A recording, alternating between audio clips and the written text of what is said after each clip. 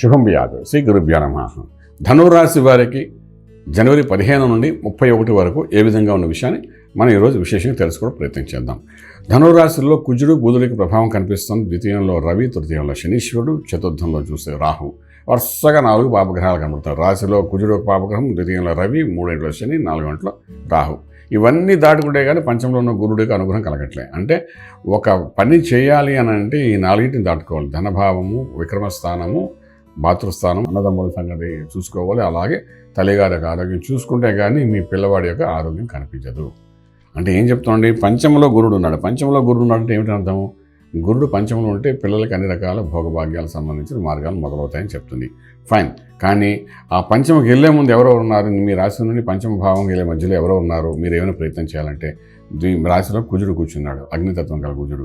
వాడు ఒక అలర్ట్ చేస్తాడు, మీ మేధస్సును పనిచేయకుండా చేస్తాడు. కుటుంబ స్థానంలో రవి కూర్చున్నాడు, బర్నింగ్ ప్లానెట్. వాడేమో కుటుంబపరంగా, వాక్పరంగా, విద్యాపరంగా మిమ్మల్ని బలహీనపరుస్తుంటాడు. తృతీయంలో శని కూర్చున్నాడు, విక్రమస్థానంలో. వాడు బాగానే ఉన్నాడు. చతుర్థంలోని రాహు కూర్చున్నాడు, మీ తల్లి, ఇల్లు, వాకిలి, వాహనం, తల్లి భాగంలో బలహీనపరుస్తున్నాడు. అక్కడ మానసిక ఒత్తిడి తెప్పిస్తున్నాడు. ఇవన్నీ దాటితే కానీ మీ అబ్బాయి యొక్క విషయంలో మీరు ఆలోచించడానికి అవకాశం ఉండదు. సో ఇంత ఒత్తిడి నుండి బయటకు వెళ్ళాలంటే ఇవన్నీ పక్కన పెట్టుకుంటే మీ అబ్బాయి విషయంలో మాత్రం, మీ పిల్లల విషయంలో మాత్రం ఖచ్చితంగా ఒక పాజిటివ్ ఎనర్జీ రావడానికి అవకాశం అయితే కనిపిస్తుంది మీ జాతకంలో.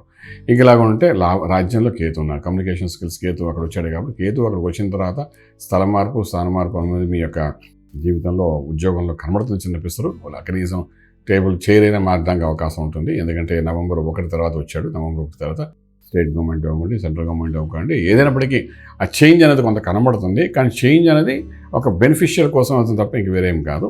ఆర్థిక బలం పెరుగుతుంది. వ్యాపారస్తుల్లో వ్యాపారం చేసిన దాంట్లో మీరు చేసే కమ్యూనికేషన్ స్కిల్స్, ఈరోజు ఎవరో ఒక వ్యక్తితో చేసిన వ్యాపారం వాళ్ళు ఇంకో 10 మంది చెప్పడం, ఆ 10 మందికి రావడం, ఈ రకమైన కమ్యూనికేషన్ స్కిల్స్తో మీ వ్యాపారం అది ఒక భాగం ముందుకు వెళ్ళడానికి అవకాశం ఉంటుంది. అలాగే ఉద్యోగంలో కూడా మీరు చేసే పనులు, మీరు చేసే టెక్నికల్ ఫ్రీక్వెన్సీస్ ఏవైతే ఉంటాయో అది డెఫినెట్గా మీ మేనేజ్మెంట్ గుర్తించడం, మీకు ఒక అప్రిషియేషన్ లెటర్ ఇవ్వడం, ఇవన్నీ కూడా జరిగే అవకాశాలు కనబడుతున్నాయి. ఇక పిల్లలకి శుభవార్తలు, శుభకార్యం చేయాలనుకుంటే వివాహం, అదేవిధంగా ఉపనయనం సంస్కారాలు, అలాగే మనం తీసుకుంటే పెళ్లి సంబంధాలు చూడడం, గృహప్రవేశం, శంకుస్థాపన, వీళ్ళన్నిటికీ కావాల్సిన మార్గాలన్నీ ఓపెన్ అయ్యి ఉంటాయి. మీకు భయపడక్కలేదు. ఇక పోతే ఎక్స్పోర్ట్ ఇంపోర్ట్ వ్యాపారం అనుకూలంగా ఉంటే, విదేశాలకు వెళ్ళి చదువుకున్న విద్యార్థులకు అనుకూలంగా ఉంటుంది. విదేశాలకు వెళ్ళి సెటిల్ అవ్వాలనుకుంటే కూడా దానికి ఈ సమయంలో చేసే ప్రయత్నాల్లో సఫలీకృతమవుతారు. ఇంపోర్ట్ ఎక్స్పోర్ట్ వ్యాపారాలు చాలా బాగుంటాయి. అలాగే ట్రేడింగ్ చేసేటప్పుడు మాత్రం నంబర్ 1 పాజిటివ్గా మీకు పనిచేస్తుంది. ట్రేడింగ్ మీరు దేని మీద చేసినా సరే ఈ 15 రోజుల్లోనే న్యూట్రల్గానే ఉంటుంది. పెద్ద లాభాలే ఉండదు, కానీ న్యూట్రల్గా ఒక 5-10% ప్రాఫిట్లో ముందుకెళ్తారు. భయపడకలేదు.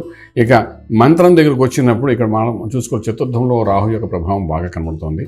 అంచేత రాహు అనేసరికి రాహుకు సంబంధించిన గాయత్రి మంత్రము, రాహు యొక్క కాలంలో దీపారాధన చేయడం, ఇవన్నీ చేయడం అంటే తల్లిగారి యొక్క ఆరోగ్య విషయంలో కొంచెం జాగ్రత్త పడడం కోసం ఉంటుంది. తల్లిగారి ఆరోగ్యం కానీ వాళ్ళ మానసిక ఒత్తిడిని జాగ్రత్తగా పరిశీలించాలని. చతుర్థంలో రాహు ఉన్నట్టే ఖచ్చితంగా అక్కడ 1.5 ఉంటాడు కాబట్టి ఈ 1.5 ఆవిడ ఆరోగ్యం కూడా ఇబ్బంది పెడతాడు. అదేవిధంగా వాళ్ళకి మానసిక క్షోభ కూడా వస్తుంది కాబట్టి వాటిని జాగ్రత్త చూసుకోవడం చాలా అవసరం పడుతుంది. అవి చేసుకుంటూ ముందుగా ప్రయత్నించండి. రాహుకాలంలో దీపారాధన చేయడం ప్రయత్నించండి. రాహు గాయత్రి మంత్రం చదవడానికి ప్రయత్నించండి. దీని మూలం కొంత మానసిక ఒత్తిడిని బయటపడడానికి అవకాశం ఉంటుంది. రాజమార్గంలో రాజ్యం పొందగలుగుతారు. శుభం వ్యాధి. ఈ వీడియో మీకు నచ్చినట్లయితే మీ మిత్రులకు షేర్ చేయండి. అలాగే మా ఛానల్ను సబ్స్క్రైబ్ చేయడం మర్చిపోవద్దు. Thank you.